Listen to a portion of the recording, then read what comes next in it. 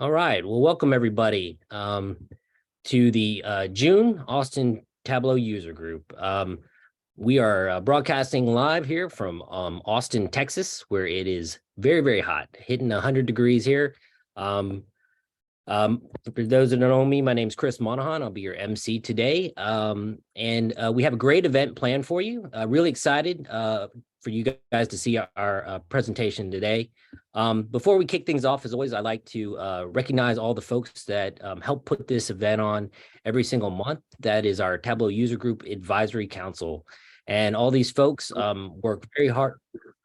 Yeah, work very hard every month to help put on the event. They do everything from scheduling to event planning and to lining up our speakers. So if you're interested in joining our TUG Council and you like doing marketing, you maybe have a knack for social media, please reach out to us. We'd love for you to join our team. We meet twice a month and we talk about the various topics that we'd like to have at our events. So if you are interested in joining, please reach out to somebody on the advisory council. As I mentioned, we got a great event for you today. Here's the agenda. I'll kick off with a couple of just housekeeping announcements, and then we have our featured speakers today.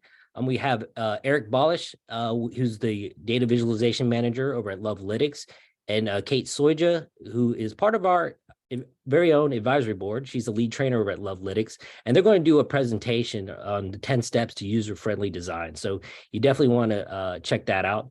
And then afterwards, we're going to do our networking breakout sessions, which is Ask Anyone Anything, where you can literally ask anyone anything about Tableau. And so that's a real good way to network as well. So stick around for that.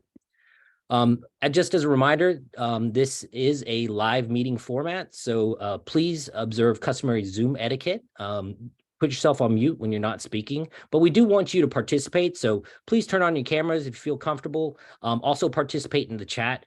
We will be holding all questions until the very end after our speaker presents, and we'll do a Q&A after that. If you have any specific questions for our speaker, go ahead and directly message Homer, and he can go ahead and collect those, and we'll go ahead and use it during our Q&A panel. Also, I'll be posting a survey that you guys, I'd love to get your feedback on so we can go ahead and make these events better every month. So please take our short survey and give us some feedback. So a little bit of housekeeping. We have a couple upcoming TUG events, but this July, this next month, we are taking a summer break. Every year we take a little summer break. We're all going on vacation, but we will be back in August with a hybrid event. It's going to be great. We're also going to do a happy hour as well. That's going to be on August 10th. And then following that, we'll have another virtual event in September.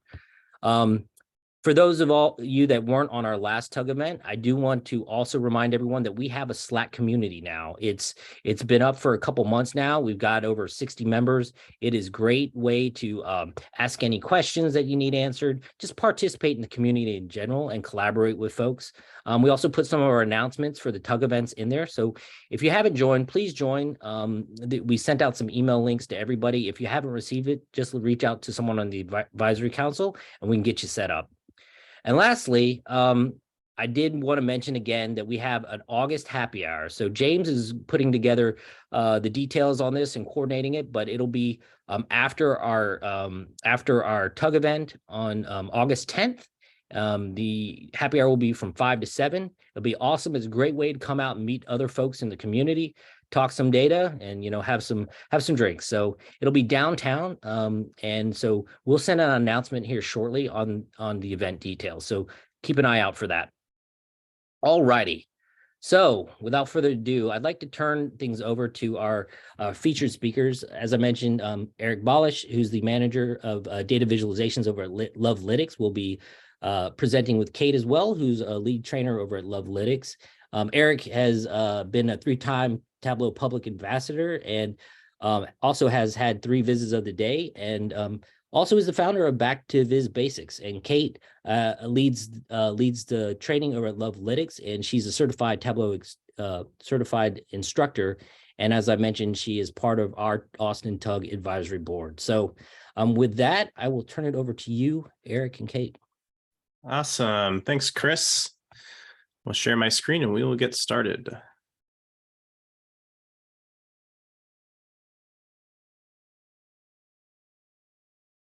All right, can everybody see that? Yeah. Cool, we are good to go.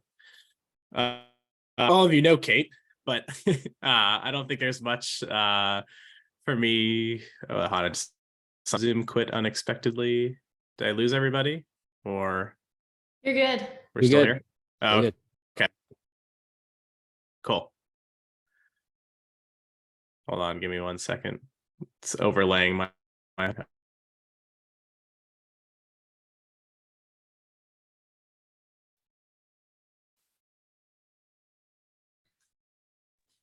All right, I think we're back. You're We good. good? All right. Yeah. Let's You might try want to this share again. Yeah. Share one more time. Here we go. Full screen. All right. Back to where we were. We're good. Cool. All right.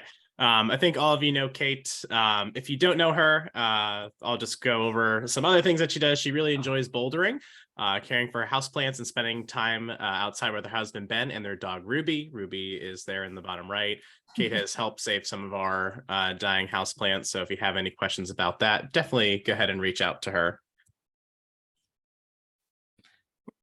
Awesome. And last other thoughts about Eric.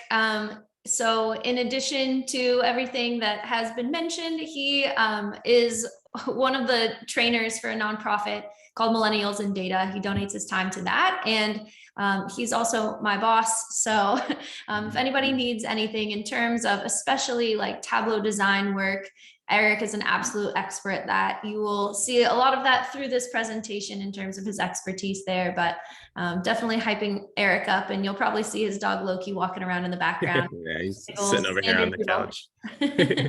Yeah, I'll just mention the Millennials in Data. That's a nonprofit started by Chantilly Jagranath. We just wrapped up our spring semester, so we typically have 2 cohorts, fall and spring, for students and professionals. So if you're looking to learn SQL and Tableau, I definitely recommend checking out Millennials in Data.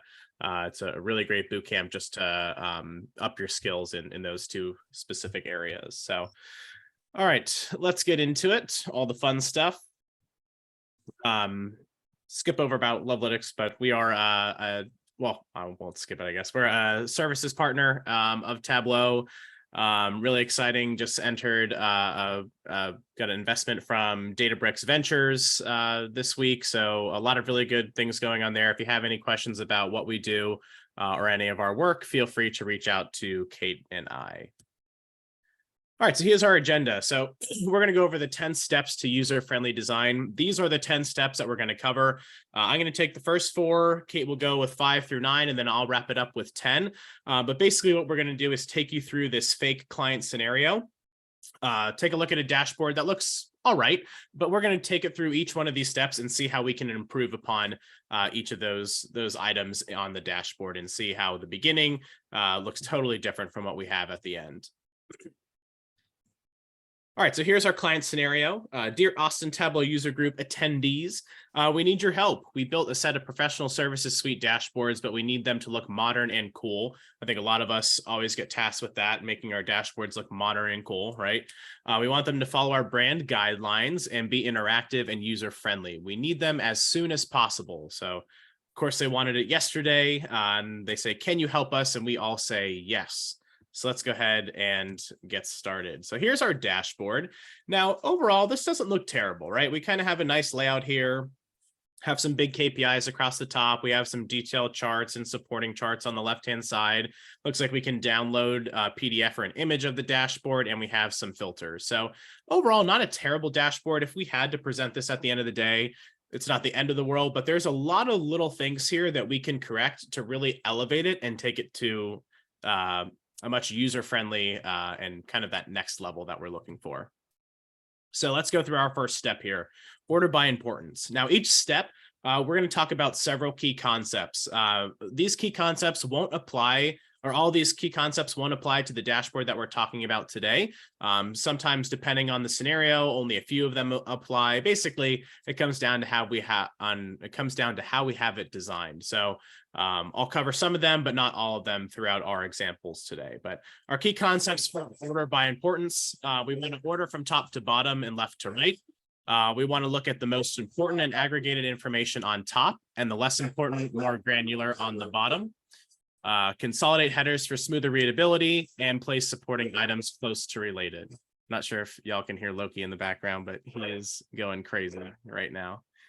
All right, so now we're going to look at the dashboard. So what we have here, where I have the orange boxes, that means that, and what's highlighted on the left, those are kind of the areas that we're talking about today. So order from top to bottom, left to right. So we have a nice layout here with our, just give me 1 second, it's really distracting.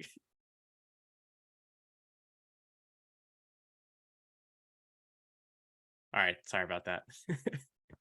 All right, order from top to bottom, left to right. So typically, right, we want to keep things how we read, left to right, top to bottom. So we have our logo, our navigation objects across the top with those download items. We have some of that supporting side panel information in that dark column on the left. And then we have the bulk of our dashboard in the center. So that's where we have our KPIs and all the charts and filters. From there, we want to keep the most important information on the top. So that's always our KPIs, right? Our bands, our big angry numbers. So those should always be across the top or going down the left-hand side. That's where they communicate that they're important. So that's where we should place them. If we're putting them on the right-hand side or the bottom, they really don't communicate to our audience that those numbers are important, and they just look a little bit off. So keeping those bands at the top or the left is where we should keep them on all of our dashboards. From there, we want to go kind of in order of importance.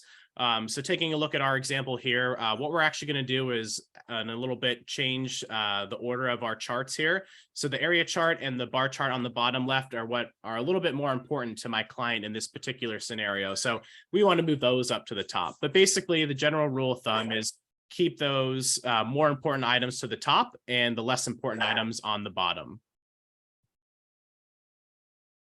All right, place supporting items close to related. So first and foremost, I'll talk about the filters on the right-hand side. We know when we drag a worksheet onto a dashboard, by default, those filters get placed in a side panel. That's totally okay. I think the most important thing is to stay consistent with those filters. So either keep them on the left, keep them across the top, or keep them on the right. We just need to figure out where in our layout those make sense. But across all of our dashboards, we want to keep them in the same place. That way it's just repetitive to our user and they're not having to search for where our filters end up on every dashboard. I also want to point out about filters that if they're applying to the whole dashboard, it's good to keep them located where they're at on the side or grouped together. But for example, if we take a look at that top 5 parameter, that parameter only applies to that chart. So I want to make sure that it's placed close to that title and that chart. If I had that over with my other filters and I changed that 5 to a 7, it would kind of throw off my user because they would only see one chart being updated and they might come back to me and say, hey, the dashboard's broken, this parameter doesn't work. So we just want to make sure that if we have a filter that applies to 1 or 2 charts, that it's close to those charts or, you know, within a box or something like that. So we know that it's affecting those charts. Everything else, right? If it's applying to the dashboard as a whole, we can keep those across the top or down the left-hand side or on the right-hand side. Same thing applies for my info icons. Those provide information for those charts, as well as the week and month parameter in the bottom right. That affects my area chart.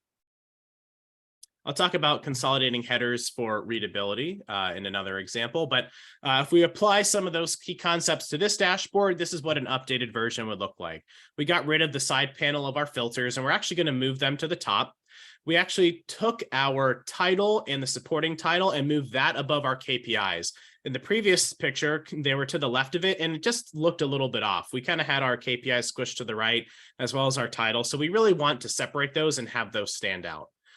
From there, we moved those, the 2 charts on the bottom up to the top, because in this particular scenario, those are a little bit more important to my end user.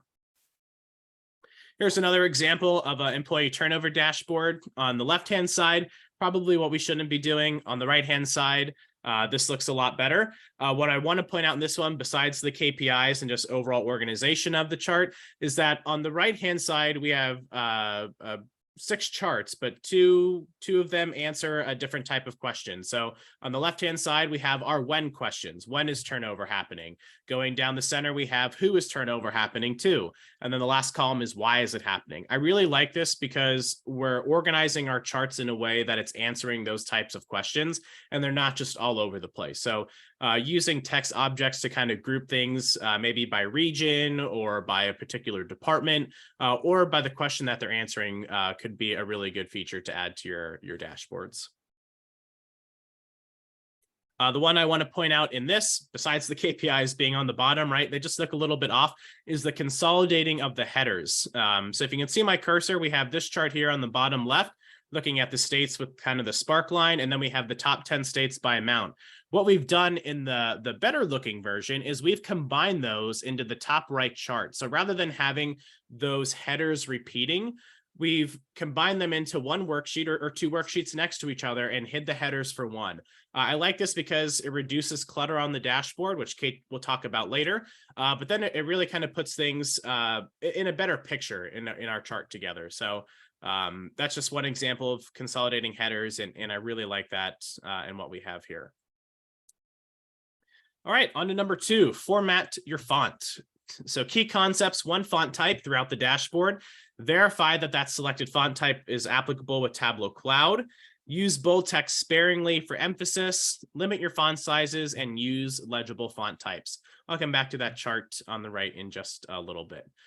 One font type, looking at this dashboard, we have a whole mix of Arial to Times New Roman to Tableau fonts.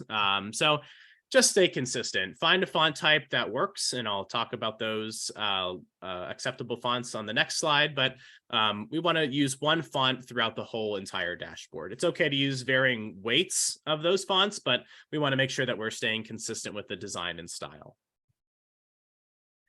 Verify that the selected font works with Tableau Cloud if applicable. Some of these do need to be installed locally.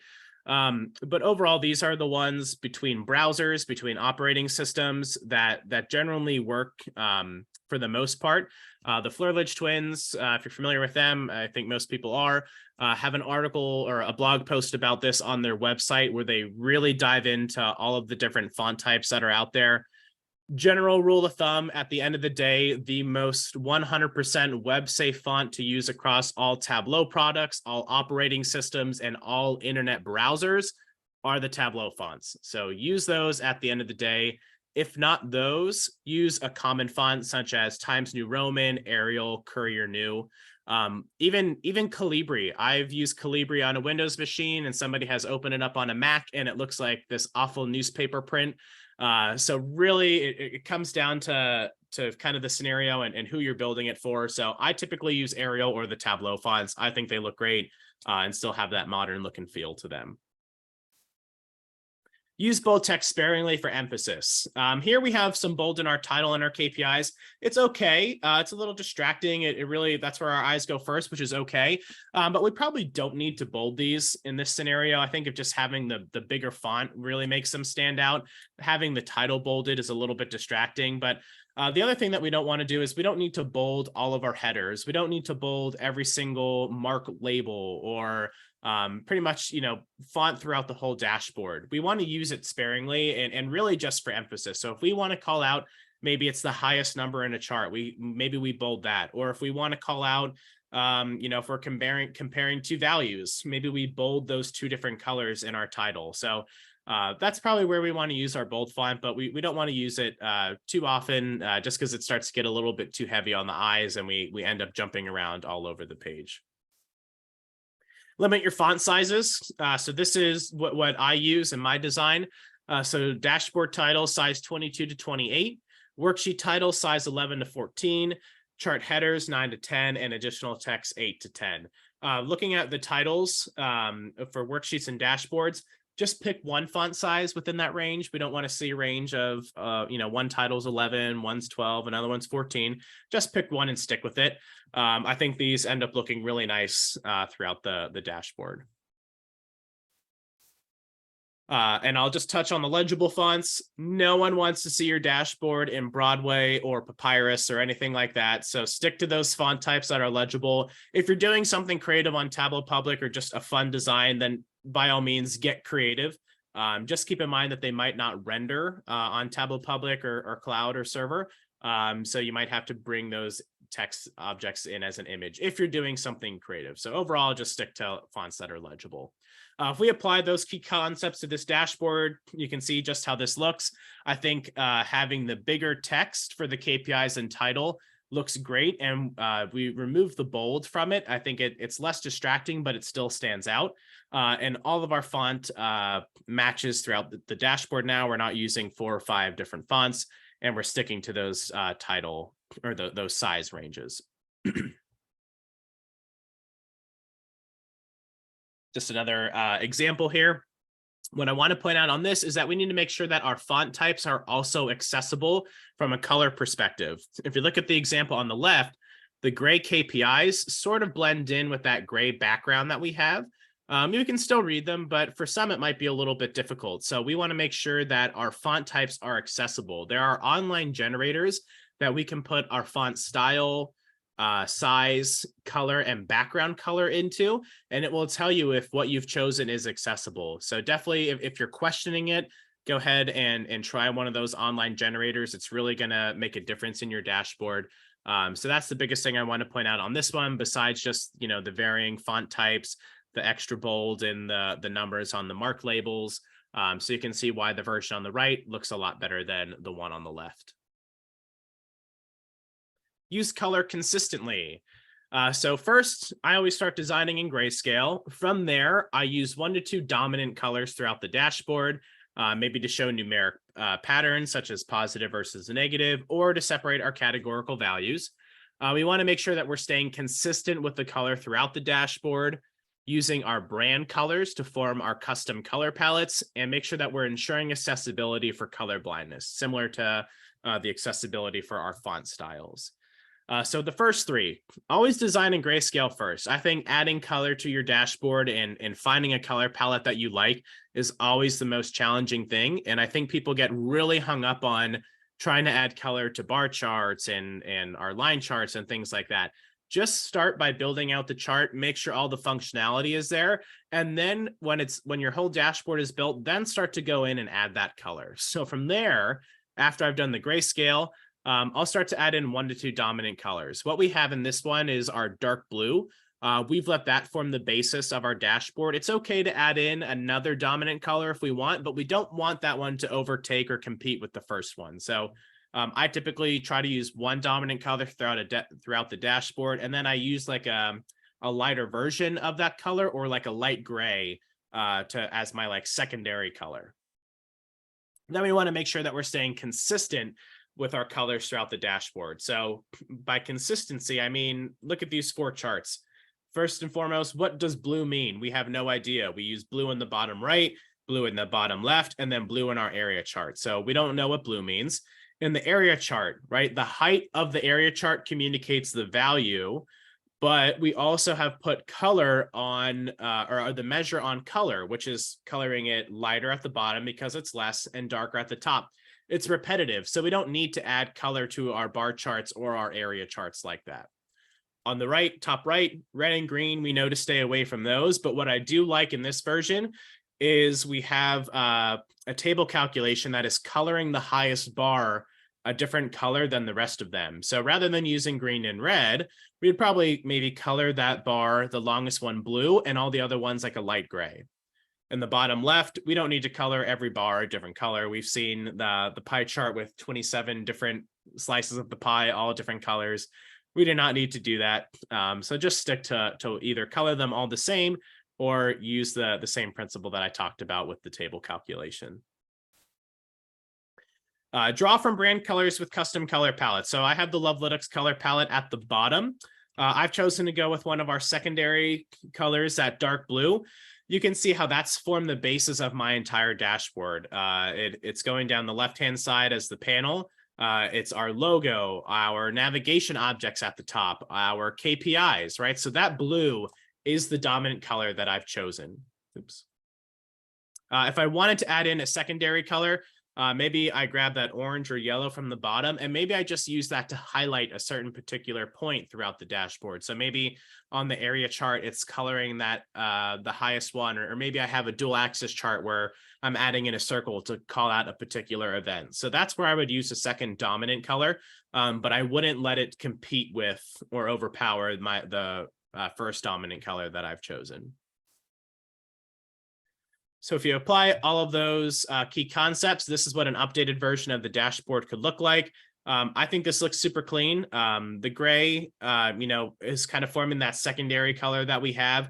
The blue is highlighting the highest value in each of my charts. So I love using color for emphasis rather than using that blue throughout the whole chart and just having a lot of dark blue throughout the dashboard. We're really using it just to point out that that highest value is here. And then everything else, kind of falls below or around it. So I think just having the contrast of the blue to the gray looks really nice. The last point, ensure accessibility for color blindness. Similarly to the online generators for font style, we can also run an image of this dashboard through like a color blindness generator. And that way we can see if the colors that we've chosen, if they're accessible to individuals that have varying degrees of color blindness. So I definitely would get in the habit of doing that. Always get to make sure that what you've built can be seen and read by everybody. Two examples here. At first, you might not know what's wrong with the one on the left, but if I just ask the question of what does purple mean throughout the dashboard, we're probably not sure. Does purple mean my sales trend, or does it mean my South sales? I'm really not sure. So what we've done on the right-hand side is we've added a label that says orange indicates poor performance. So now I know anywhere that I see orange throughout that whole dashboard, I have a poor performing category or an overall sales trend or month. So I really like the updates that we've done there. If we didn't want to use our color that way, but we wanted to color every region a different color, this is what we would do. We would stay consistent with that coloring throughout the dashboard. So I know that anywhere I see that golden yellow color, that it's related to my West region. Anywhere I see purple this time now means my South region. So that's how we would update the one on the left to either fit one of those scenarios on the right-hand side. Adjust padding and white space. Number 4. Key concepts here: use padding for white space and separate your thoughts or topics. Group your charts together by using the same background color. Add borders to your charts or containers to grab your user's attention. On that one, you might be like, what, borders? So those are so distracting, but I'll explain that in a second. And then add at least 10 pixels of inner padding on charts. So the padding piece, on the example here, everywhere I have arrows, that's probably where we want to add padding. If you're not familiar with padding, this is available on the layout tab while building a dashboard. There's options for inner and outer padding. Basically what we want, what will determine what we use is kind of dependent on the scenario. But all that does is it adds pixels either on the outside or inside of what we're designing. So you'll notice here that my dashboard is really bumped up to the edge or the width of the dashboard. All my charts in the center are really bumped up to each other. There's really no white space. So padding allows us to kind of create that space to move things in. So I always add 10 pixels of inner padding to all my charts. It just creates a nice layer of space between all the different charts that I have, rather than them being on top of each other. I'm not really sure where one ends and the other one starts. So that's just a great way to add white space to separate out our charts as well as our thoughts or topics. If you don't want to use the padding, you could always use blanks. Those are a great way to add white space as well. Really just depends on what you're trying to do in the scenario. Add borders to charts or containers to grab your user's attention. So I don't mean add a really dark, thick border around all your charts. Please don't do that because that's just super distracting. But let's say we have 2 or 3 charts that are kind of focusing on one thing, and then the rest of the charts on the dashboard kind of pertain to another thing. I would probably group those 3 charts within a container or use the different background color just to communicate to my user that I'm saying, hey, all these charts, they're all related. So focus on them before you go do something else. I would probably throw filters in there as well as maybe any other legends that are important. But that's how we can use borders to kind of group our charts together. What I really like doing to kind of create that modern look, which you'll see in a second, I like to add kind of my dashboard background as like a light gray color. Then the borders around all of my charts get a slightly darker gray color. And then the charts themselves are white. I like to do that in modern dashboards because it kind of makes them really pop off the page, I think. So if you go to Tableau Public and you look at business dashboards, you might see that kind of design concept being used a lot. My boss, Chantilly Jagernoth, she says it's so light gray that it's basically white. So why even use light gray? I think it really just comes down to the individual designer's preference. And finally, group charts together. If you don't want to use borders, you can use the same background color. So what we've done here on the left-hand side is we have that blue dominant color, sort of like a side panel of supporting information. So we're looking at upcoming and previous webinars that might be important to the rest of the information that we have in the dashboard, but didn't really have a great place to put it. So we kept it on the side. And we've used different shading of that blue to kind of create those different sections. So we can do this to put filters over there. Maybe we put navigation objects. Really, the possibilities are endless, but I like how we've used it here just for some of that supporting information throughout the dashboard. So here, if we apply all of those key concepts, you can kind of see, how this dashboard is starting to take shape. We'll just point out that light gray background with kind of the dark gray border and the white charts. You can see how they really pop off the dashboard. We have padding in between now. So you can see that we have padding over here. It's not bumped up to the edge. We have padding throughout our edges here. So that's what we're talking about by just kind of moving things and spacing them out a little bit. Another quick example here. Looking at kind of like a regional sales scorecard. The one on the left, things are kind of, there's really no padding, not great use of white space. And what we've done on the right, we're actually using a custom background image for the one on the right. So that is something else that you can do in Tableau, but the same concepts still apply with adding that white space and just making sure that there's a good balance throughout the dashboard. All right, Cait, want to take over with number 5? Absolutely. Let's do it. Okay. Hopefully everybody's seeing my screen here. Yep. You're good. Perfect. So continuing down the path with step number 5 here in terms of clearing the clutter. Overall, we are thinking about labeling our marks or showing axes, not both, deciding which headers are needed in terms of sheet headers or things like that, if all of them or only some of them, removing any formatting, things like grid lines or borders that don't add clarity, using fewer shapes instead of the massive amount of shapes that we sometimes can end up with, and formatting our tooltips. So let's dive in. In terms of Tableau, there is this idea of encoding, translating data into a visual element in the view. Very similarly to concepts that Eric covered earlier on that line chart, where we were seeing the height of the line actually indicating the value and not needing color to double down on that. Same exact idea with mark labels or axes. Show one or the other. Either an approximation of the value with the mark axis or the exact value with the mark label, but we do not need to show both. Very overwhelming for our end users to see every single mark being labeled and to see the axes. Now, in terms of which would we choose, it really depends on the type of chart and the number of values in the chart. For example, in this case, labeling every single mark in our line chart, probably very overwhelming. Labeling 5 bars in a bar chart, maybe a little bit less overwhelming than showing it our continuous axis. So it really just depends, but we want to make sure that we are picking one.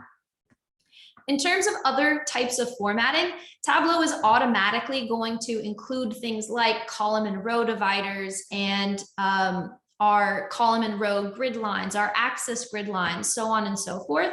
We need to make sure that if those are showing, either that they are very light and not distracting, or we might consider removing those entirely from the view if they're not adding any clarity or reducing our confusion in any way. So making sure that any of the formatting elements that Tableau includes automatically, that those are absolutely necessary in our view. In terms of using fewer shapes or thinking about leveraging icons, we want to be mindful of the fact that our end users really can only take in so much information at once. So if we're going to use icons like what we see on our KPI cards here, we want to make sure that those are flat, two-dimensional, single color icons, and that they all are consistent and match in terms of formatting. We don't want three-dimensional icons that have 17 different colors on a single icon. Instead, we want to simplify those as much as possible. Same if we're using shapes as a mark type in our view, for example, something like a scatter plot, not using 28 different shapes to represent a very granular dimension, instead using a higher level dimension on shape so that we end up with maybe only 3 or 4 different shapes. Something like using category if we're thinking superstore instead of subcategory. In terms of tooltips, I think that this is one of the most slept on areas in Tableau. I see people all the time when I'm working with clients who have come up with a really beautiful dashboard. They've applied a lot of different visual best practices. And then as I'm interacting with the dashboard, hovering over the various marks to try and get some lower level or more detailed information, I see tooltips that look like this. Things that have our little design hack calculations like blanks to hide the highlight action, or things like our table calculation automatic headers, right? Rank along table down. Very overwhelming for our end users. Instead, I strongly recommend formatting your tooltips to read like an English sentence. So instead of that litany of 58 different calculations and weird titles and based on maybe your field names being kind of wonky, instead we can phrase it as simply as possible. And again, use bolded text sparingly or color sparingly to emphasize what's important. So in this case, it would read our, whatever the webinar name is, on the actual date, had this many attendees and this many conversions. That's going to be way easier than this nonsense for your end users to see and understand. So overall, if we apply these ideas around clearing the clutter, we're going to end up with something that looks a lot like this. Already, hopefully, we're starting to see the ways in which this simplifies the view that we are looking at and makes it easier to see what's most important. Some other examples here, again, the chart on the left, labeling every single mark in the view, showing all of those really heavy grid lines or borders or things like that, choosing the chart type on the right to simplify and showing only what matters most at the highest level. It's going to be really, really helpful for your end users. Fun fact, this dashboard is also available as an accelerator in the Tableau Exchange. So if you like it, you can actually download it and kind of reverse engineer it for your own purposes. Number 6, we are thinking about leveraging containers. Containers are absolutely incredible in our Tableau dashboards. They help us to easily group content together. We can get really creative with using containers to see or hide content at a specific time. We can be mindful of our container hierarchy, going to be a key factor here. We can take advantage of some brand new functionality that specifically can make things a lot easier with containers in terms of dynamic zone visibility. So jumping in, as Eric mentioned to a certain degree, grouping content together with containers, one really, really great way to manage formatting in an easier way than trying to manage formatting for individual content. I'm sure all of us have been in a scenario where we just really want, certain charts or certain KPI cards to be exactly the same size, rather than fiddling with every single card saying like, oh, is that 87 pixels or 88, right? Save yourself the headache, put all of the content that you want to go together into or to be the same size into a container. Use that container dropdown to distribute contents evenly and save yourself the headache. This can also be great in terms of adding padding around sets of charts or objects in your dashboard, and for controlling things like background color, etc. So containers really great for helping with formatting. Containers are also really nice for only showing content when it is needed. In terms of showing content continuously, we want to start to think about two things. One, the fact that by using the show hide option with containers, we can buy back some real estate on our dashboards. So rather than having to smoosh everything in so that 10, 15 different charts fit all at the same time, If some of those charts are only needed to answer more detailed questions or secondary questions that our end users are asking, we can think about hiding that content and only revealing it when it's needed. Same sort of thing with filters. There may be certain filters that we want exposed all the time based on the interactivity we have planned. We want our end users to be able to change the values like on an ongoing basis. But a lot of times we have sort of these set it and forget it filters. Our end users are applying high-level filters and then viewing the rest of the content in the dashboard. Don't have those filters show all of the time. So we can actually, again, buy back real estate using hidden containers. The other beautiful part about hidden containers is that hidden containers in Tableau leverage what Tableau calls lazy loading, meaning that the content in that container is only going to load when that hidden container is exposed in the dashboard. This can improve your dashboard performance because it means that Tableau does not have to load all of the marks, thousands of marks in your text table when the dashboard initially loads. Instead, it will only be queried and rendered when that hidden container is open. So in this particular case, we have 2 hidden containers that we are leveraging. We're getting all of that visual space back for our charts in the bottom and not showing our filters all at once at the top. And we're only seeing the text table view when our end user has selected the button to expose that hidden container.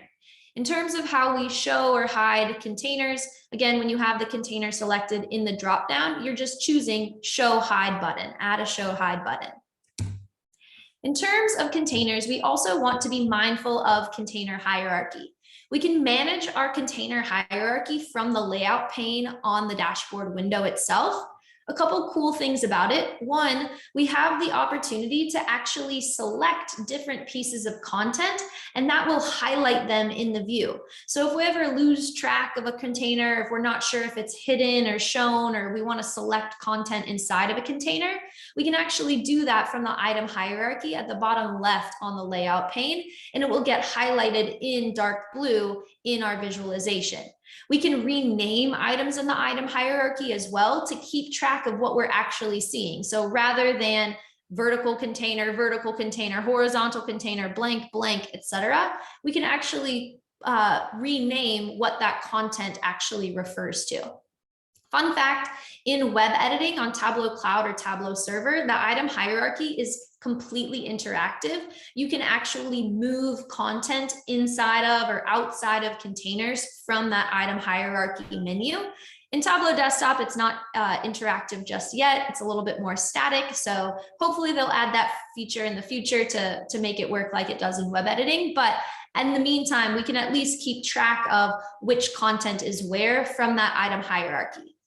We also want to be really mindful of not ending up with the inception or 90s infomercial of containers. Containers are great for all of the reasons I just mentioned, but containers at the end of the day will ultimately impact performance. So we want to make sure that we are only using containers when necessary. We don't want to end up with a container inside of a container, inside of a container, inside of a container, right? Instead, making sure that the reason that we have chosen to use a container is a solid one, and making sure that if there's any containers that we can remove from the dashboard, that we do so. Last thought around containers is dynamic zone visibility. This is a radical improvement to the prior way that we could handle this in terms of multiple sheet swapping or showing different content at a time. We used to only be able to do that through parameter actions that would control the actual content in the view itself. With dynamic zone visibility, we have the opportunity to actually show or hide entire sections of dashboards, entire containers, in multiple different filters, multiple different legends, multiple different sheets by creating a single value parameter and tying it to a single value calculation. Like in this case where we're seeing, does our region parameter equal the rest region? We're using that calculation at least one place in one of the views. And then we have the opportunity to select, again, in this case, the entire container and have its visibility being determined by the presence of that single value calculation that's referencing our parameter. Really, really cool functionality in helping us, again, to show or hide dynamically entire sections of dashboards, not just the sheet level content. In terms of overall, what we would end up with, again, with leveraging containers in this dashboard, we get this really nice clean view. Another kind of examples of ways we can use containers, the GIF on the left is showing hidden containers for filtering, and the one on the right is actually taking advantage of showing hidden containers to actually show a completely different view. Our end user perceives that they're kind of swapping that chart, but really what's happening is they're simply showing or hiding the container that has that highlight table in it.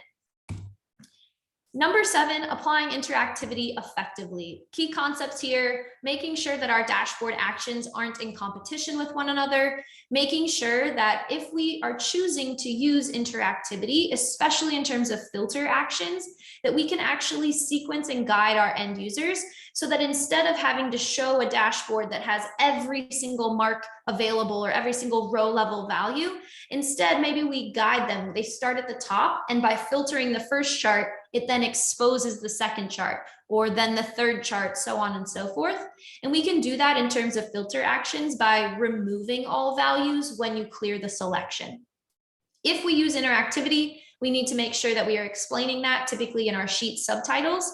And as we are creating actions, we want to be mindful of naming them so that when we go back through and edit the action, we actually know which one we need to fix instead of figuring out, was it generated filter action 5 or 7, right? In terms of an example here, in this case, what I want to have happen is an end user to select a city in my map and to have the chart below it be highlighted while having the chart on the right-hand side, all of the charts on the right-hand side, be filtered. In this particular case, I have competing actions. My highlight and my filter are both being run off of the same target sheet and source sheets. So in this case, I need to remove that lower bar chart from my target sheet, and I'm going to change my filter so that it keeps the filtered values. Now, when I select a city, I see my highlight action working properly. And when I clear that selection, I see that the charts on the right stay filtered instead of just showing every single value. Step number 8 is thinking about navigation. This is especially relevant when we have multiple dashboards that are related that we want our end users to be able to see. So we're going to decide whether we want to use navigation buttons, dashboard actions, or showing sheets as tabs. If we decide to show sheets as tabs, we'll want to make sure that we are naming the tabs intuitively. We can also think about landing pages, and I have a few examples to show y'all. And we can think about using navigation buttons in some clever ways, not only in terms of navigating to a completely separate dashboard, but actually using navigation buttons for some pretty sophisticated sheet swapping.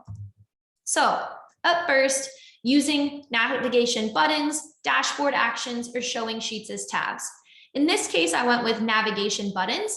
And what we're seeing here, the fact that it looks like executive summary is selected and sales rep is not, that's actually formatting that's happening in the formatting for that navigation button. So I effectively have multiple copies of the exact same dashboard in terms of the layout that we see with that left-hand band, left-hand color band and the tabs at the top. And all I'm doing is changing the color of the text of my navigation button so that when my end user has clicked on it, it appears selected. But really all I've done is swapped the color. So dashboard 1, executive summary text is white. Dashboard 2, exact same panels, right? In terms of the layout, sales rep dashboard text is white, executive summary text on that navigation button is gray. It's like, looks really sophisticated. Your end users won't realize that it's happening. And all that's changing in terms of the layout of the dashboards is the actual charts on those dashboards. If we decide to use showing sheets as tabs, we'll want to make sure that whatever we have named our tabs is exactly how we want it to appear for our end users. So not exec dash version 4.0, right? But sales pipe executive summary, because that's what's going to make sense for our end users. And that's what they will literally see as the tab at the top. Thing to note about showing sheets as tabs is there's often a performance knock. So using navigation buttons can sometimes actually improve the performance over showing sheets as tabs. So I'd recommend testing it out, but usually find that showing sheets as tabs is a little bit slower for those dashboards to render and to load than it is to use navigation buttons. Landing pages are a fantastic way to help your end users navigate from dashboard to dashboard. In terms of landing pages, a few things to keep in mind. One is that we can provide really high level information to our end users that will actually set them up for success as they use the actual dashboard. So we can provide high level instructions, high level information about the data sources and things like that. That way, when they get into the dashboards themselves, they already have a good idea of how the dashboards can be used or what they can be used for. A few examples here that Eric actually created. One on the left here, landing page that actually has the functionality in the charts that you're seeing for the quick search, that it's going to filter to the selection when we get to the dashboard. So a really cool filter action being used for navigation there. The one on the right, we have a call to action button. That button is a navigation button that's going to take them to the first dashboard in the series. In the case on the left, we have 6 navigation buttons that will each take them to the dashboard that they have selected based on the topic. And then the one on the right, I really, really love, because in addition to being able to get to the dashboards using navigation buttons at the bottom right there, we're also giving our end users some very high level information. It may turn out that on a regular basis, they don't even need to dig around the actual granular dashboards that we've created. Instead, seeing a view that has values that are updating on a regular basis may be perfectly sufficient for answering the high level questions that they're trying to answer 5 minutes before their weekly team huddle or something along those lines. Last thought here in terms of navigation buttons, another dashboard that is accessible to you for download as an accelerator in the Tableau Exchange. If you download it, you'll figure out very quickly that this one actually uses parameter actions, but we could apply the exact same concept here where we have 2 navigation buttons, Fund B and Fund D. We have 2 exact identical copies from a formatting perspective of the dashboard. All that's changing is that on the Fund D copy of the dashboard, we've changed those sheets so that they are now like duplicate sheets that are filtered to Fund D versus Fund B. Our end user will perceive this as, again, them just simply clicking Fund B and seeing the Fund B values, but this is actually really sophisticated sheet swapping or entire dashboard swapping using navigation buttons. So just another option that we have there that's very, very low level lift in terms of recreating the dashboard. Again, all we're doing is duplicating and then replacing pre-existing sheets. Last up for me here, second to last topic for the day in terms of steps, we want to build trust in the data. If our end users do not believe that the data is accurate that they are seeing, no matter how beautiful the dashboard is, they're not going to use it. They will find another way to get those data values. So some ways that we can build trust in the data, we can provide the ability to download summary or detail level data. We can be sure that we are showing the data refresh cadence on every single dashboard we put out. And we can make sure to include the dashboard and data owner for the dashboards. In this particular case, we haven't gone with the option to provide the ability to download a CSV or an Excel. Instead, we're giving them the ability to download an image or a PDF, but it would be very easy for us to add a button here that actually gave them the ability to download that summary data. If y'all are going with the option of allowing your end users, like using command buttons on the tooltips to select a mark or a series of marks and to view and or download the summary or full data, do note that that will be limited in terms of being able to see the detail or full data to the role that your end users have been assigned. Only creators and explorers will be able to see or download the full detailed data. Viewers will only ever have access to summary data. So just a note there. In terms of showing the refresh cadence and the data owner, this is going to prevent your end users from shouting into the void, right? If they are having a problem, if they're seeing a discrepancy, they are going to know exactly who they can reach out to and complain about that particular dashboard. That's going to help them feel empowered to actually resolve the issues.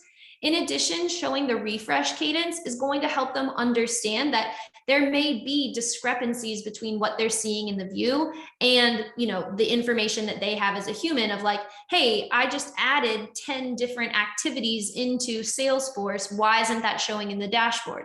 Well, if the dashboard is only refreshing once a day, my end user can then logically make sense of the fact, oh, if I added something in the last hour, it's not going to populate in the dashboard. So letting them know when the data has been refreshed is going to help them reconcile any discrepancies that they're seeing from what they know to be true and what they're seeing in the dashboard itself. Last little example here in terms of building trust in the data. Again, one on the left, nobody knows who to call. One on the right, it's certainly not Ghostbusters, but we're able to see who to reach out to and when that data was refreshed. Back over to you, Eric. All right. Last one, number 10, save time and templatize. Key concepts here, leverage simple layouts, increase adoption through consistent design, and brand your dashboards using your organization style guide. So on the top right here, what I have is just a quick template that we've created in Tableau. I'm getting that Zoom quit unexpectedly. You're still good, Eric. Or maybe you're not. Be there. Sorry, y'all. I don't know why that keeps happening to me. Sorry, we got you. All right, let's go back. All right, I think I just left off with the key concept. So just a quick example of a dashboard template that we've had built there. You can design things like that in Tableau.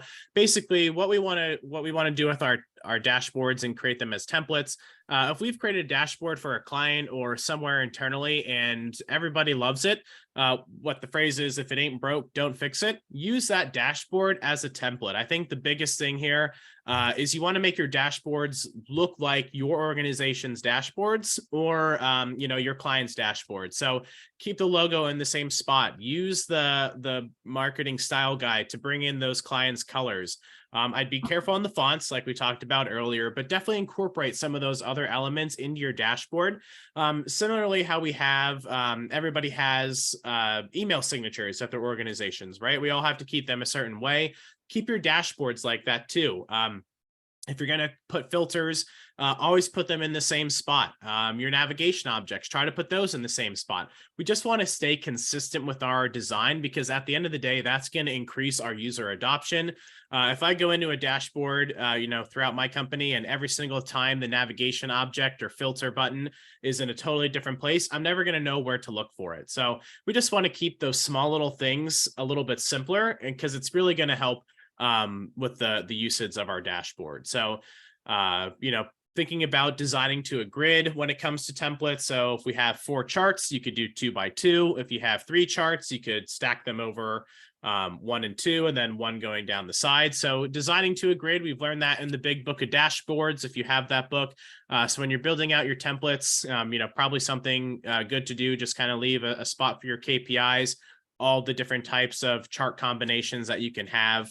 And this is something that we've done at Lovelytics. We've gone through and created style guides just in Tableau alone. So how to create different charts and what not to do in them, some of the design concepts that we talk about today. So if that's something that you can build for your organization, then you're really starting to empower your Tableau users, especially for those that are brand new to dashboard building. They might not have those design skills yet. So if you can give them a template to start with, then the product that they're building is already going to be a lot better than maybe where they're at on their Tableau journey right now. So just 2 examples of kind of templatizing. So we have 2 different data sets here, credit union data and insurance agent data. Basically, right, you can see that we have our KPIs going down the left-hand side. The map forms the main point of the dashboard, and we have our supporting charts around it. So a little bit different design, but overall, we have a template that works, so we've stuck with that. Same thing here. You can see that we have the side panel. I don't actually love the design of these dashboards. I think the blue is a little distracting. But overall, you can see here that just like our titles are the same, the KPIs are in the same spot. Our refresh date is in the same thing. So we're staying consistent with our design, even though we're working with two totally different data sets. Finally, you can also build, just templates like this, like I was talking about earlier. So you can see here, these are totally blank. These actually use background images. So that's something you can create in Figma, Adobe Illustrator, or PowerPoint if you want to kind of have that drop shadow look. But if you don't, same concept still applies. You can use blanks and text objects to kind of create these different templates. And then you could share that with your organization. So everybody has kind of the same design to work off of. All right, so if we put it all together, so taking all of those 10 concepts or 10 design tips that we talked about, as well as those key concepts, my background is not in UX, UI design. I don't have a degree in that. My degree is in like healthcare administration. I just happened to really fall in love with Tableau and have learned these things throughout the process. But no matter where you're at with your Tableau journey, even if you're not a designer, if you take your dashboard and take it through these 10 steps and just improve upon it little by little, you'll be able to take something from the left-hand side and apply those concepts and end up with something on the right. So, no matter if you're not a designer, if you don't have the best Tableau dashboard skills, start somewhere. And then just take those little things that we've talked about and see where you can apply that to your dashboard. And then I'm sure and confident that all of you can end up with something similar on the right-hand side. So that is all of the content for today, but we do have some wonderful giveaways for all of you. Cait, would you like to share with everybody what we're sending them home with today? Absolutely. So we're going to be providing or making accessible for y'all two things. One, a PDF of the 10 steps with all of the detailed checkpoints. That way you have it for the future when you are either yourself or providing your colleagues, right, with the 10-step check that they can verify before publishing or promoting a dashboard to your production environment. We're also going to give you a workbook that has 4 dashboard templates in it. One is that landing page, and then 3 completely separate dashboard templates. So go ahead now and either scan this code or use that URL. Give everybody a few seconds to do this, but go ahead and do that so that you can have access to those resources for the future. Again, that dashboard template is identical to the one that we went through in our practice today. So you'll get actually access to that as a good jumping off point for your new user-friendly design implementation within your organizations. If you do scan the QR code or go to the link, I think you might just have to scroll down a little bit, especially if it's on your phone.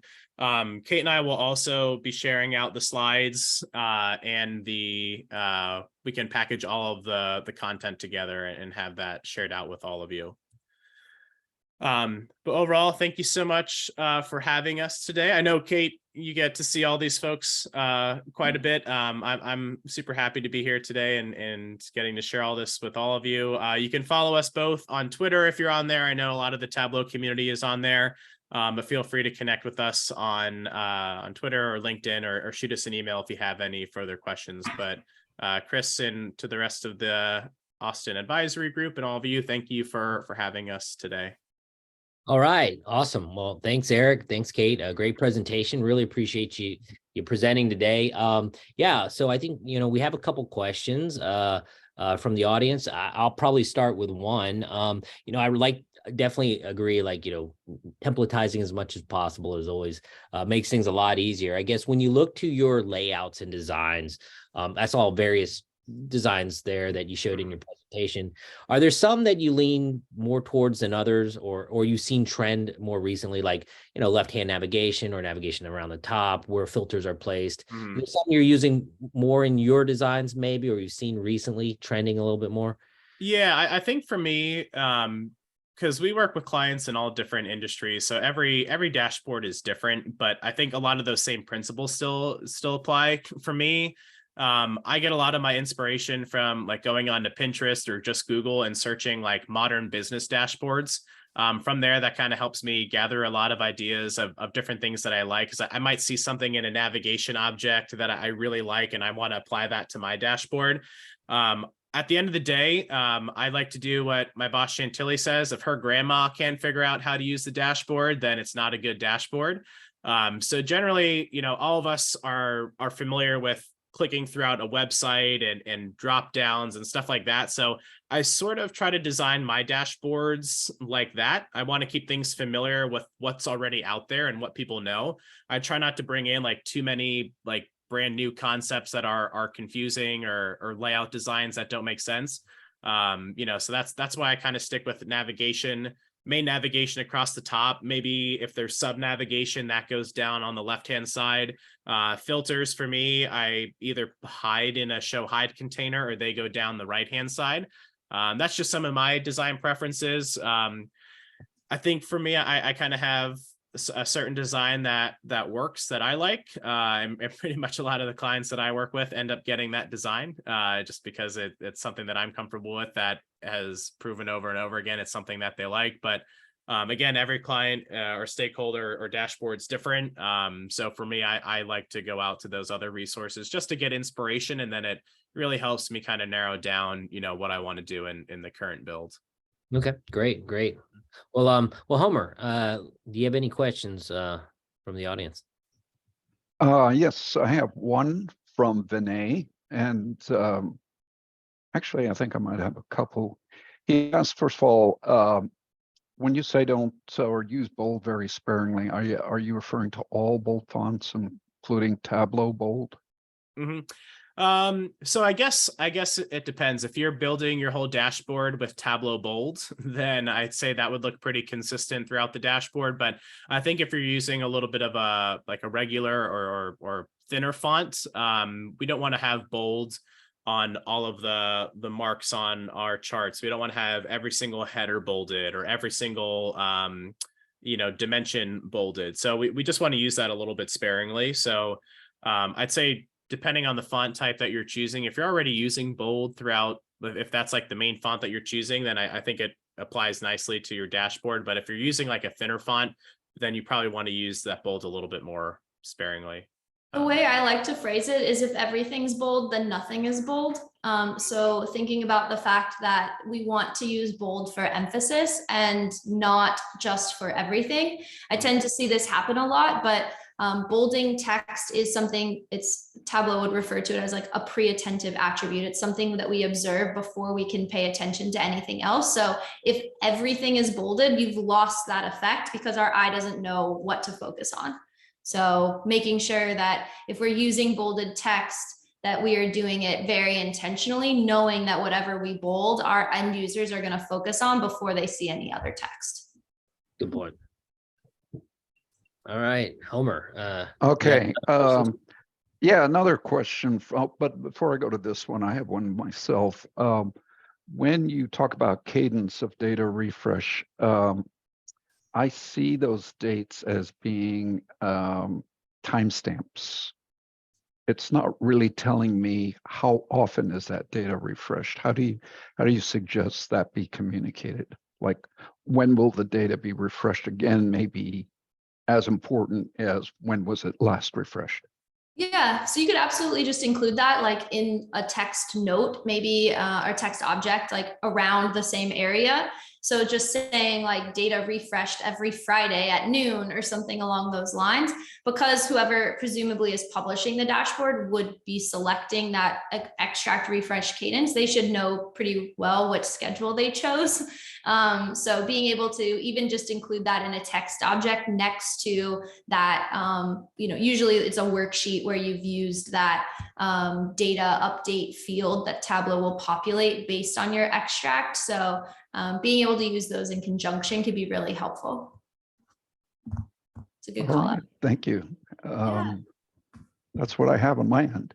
Yeah, I had a question. Are there any tools or like popular websites you go to for like color inspiration, or just that you use for designs? Like, what are some of them you might use?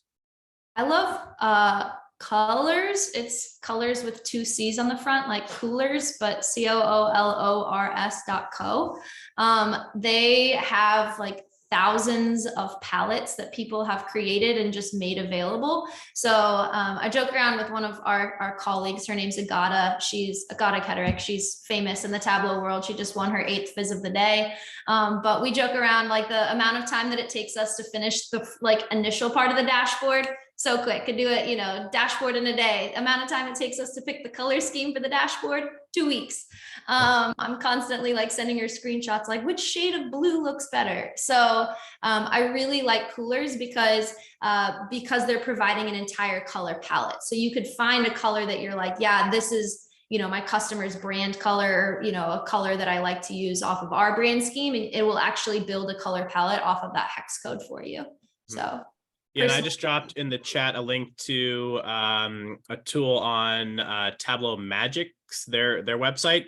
You can upload an image and pick how many color palettes you want to pull out of that image, and then it actually gives you the custom color palette code that you can add to your TPS file. So if you have like an image that you like, if you want to pull from like a logo, you can upload that and it'll spit out the actual code that you can pull into Tableau. Also, if you go to Tableau Public and just search like color palettes, I think there are Josh Tapley has a color palette generator, Luke Stanky has a bunch of color palettes, and so does Neil Richards. So there are, I'm actually just going to drop this, the search in here that I did so everybody can take a look at that. Give me 1 second here. And then, yeah, so here's my search on Tableau Public. There are a lot of color palettes there that, we can draw inspiration from. All right, great. Yeah, and I think that's all of our questions for today. This has been amazing. Thank you very much for sharing all your tips and tricks, and definitely these 10 steps. A lot of, we'll have everyone send out this information. Check out the links that are in the chat, and we'll send out this recording so you can reference it, guys. So let's give Eric and Cait a virtual round of applause, everyone. Good job. So it looks like Mia has a quick question. Oh, did Mia? Oh, sorry. We'll Mia. Sorry, thank you. I really appreciate it.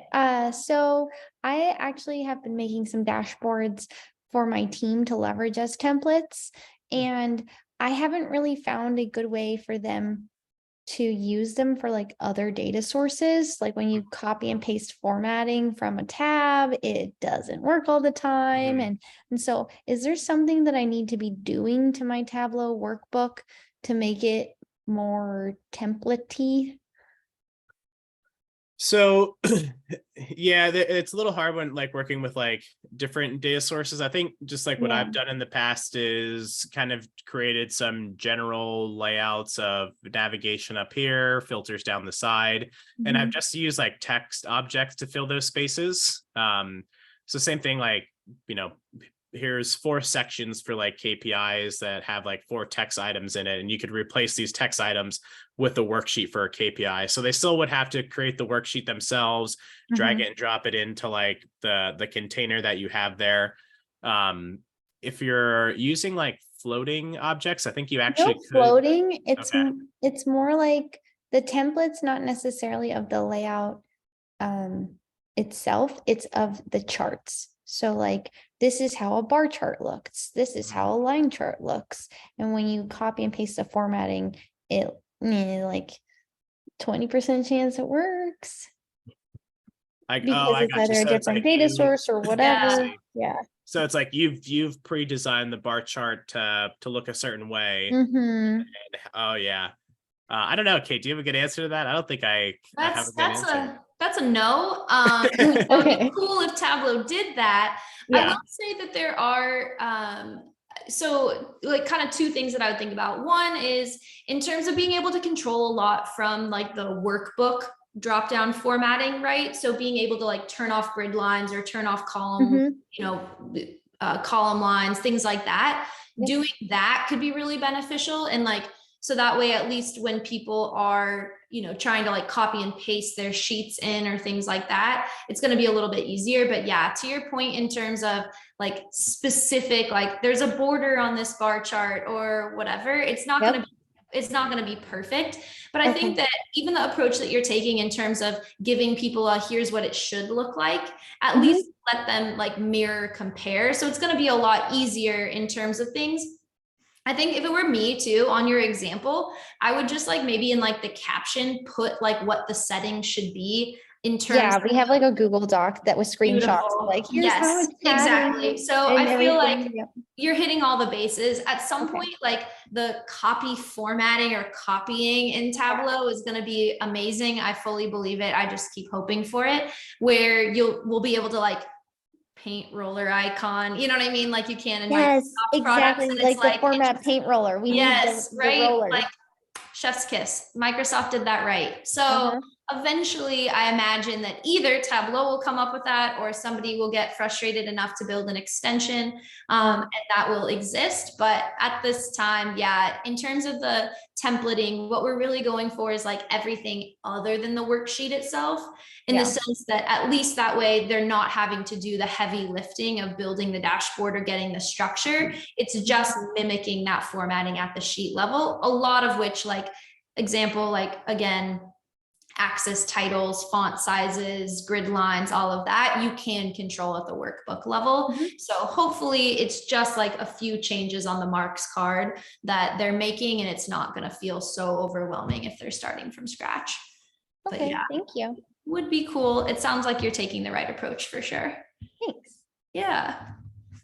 Thanks, Mia. Thank you I'm glad we got that last question. And that was a great question. And thank you for going on video and asking the question in person. That was very cool too. We always encourage that. So, well, again, we won't have time for our breakout rooms. It's been such a great session. We're a little short on time, but we want to wrap up here and just thank again, Eric and Cait. Great presentation. Let's everyone give them a round of applause. Virtual round of applause. Thank you. Post in the chat. Yeah, thank you very much. And we just a reminder to everyone, we will be on break in July, but come back in August. We're going to be live in hybrid as well.